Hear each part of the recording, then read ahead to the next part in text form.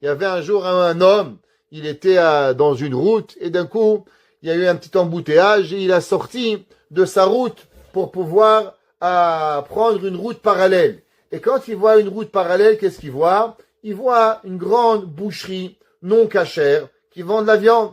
Et qu'est-ce qu'il voit de cette boucherie? Qui c'est qui sort? Il voit que dans la boucherie, il sort le boucher de la communauté juive qui sort comme si qu'il est très à l'aise. Il rentre dans sa voiture et il repart. Il était très très dérangé. Il dit quoi? Le boucher de la viande cachère, il rentre dans l'usine de viande pas cachère. Qu'est-ce qu'il fait là-bas? Comment ce gars-là? Ça veut dire que sûrement, il nous vend de la viande pas cachère.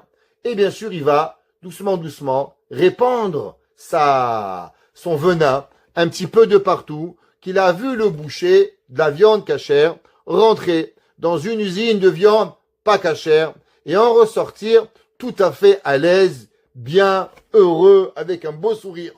Et la chose a fait que doucement, doucement, malheureusement, les gens ont commencé à ne plus acheter. La boucherie est partie en faillite. Personne comprenait. Tout le monde devenait méchant avec la famille. Et de peine, le boucher, il est mort. De peine, le boucher, il est mort de peine, malheureusement. Sa femme, ses enfants comprenaient pas ce qui leur arrivait.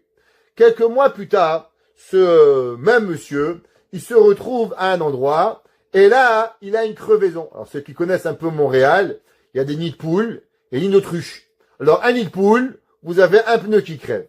Nid d'autruche, vous avez 2 pneus qui crèvent. Si ça vous est pas arrivé, malheureusement, j'ai eu déjà l'expérience d'avoir 2 pneus crevés il y a quelques années, et c'est pas amusant du tout. En plein rue de trafic, vos 2 pneus qui crèvent, vous créez un embouteillage terrible. Croyez-moi. Alors, vous voulez vous sauver. Alors, il crève ses 2 pneus, il sort, il voit qu'il y a, bien sûr, on n'a qu'une roue de secours, pas de roue, 2 roues de secours, et il va pour appeler. Et qu'est-ce qu'il voit? Il se retrouve exactement devant l'usine de viande pas cachère. Alors, il rentre là-bas, il demande est-ce que je pourrais appeler un téléphone pour appeler une dépanneuse, CAA, et il va pour entrer, il appelle, et le gars, il dit, waouh, vous savez, c'est intéressant. Vous n'êtes pas le premier juif qui, ça lui arrive. Il dit pourquoi?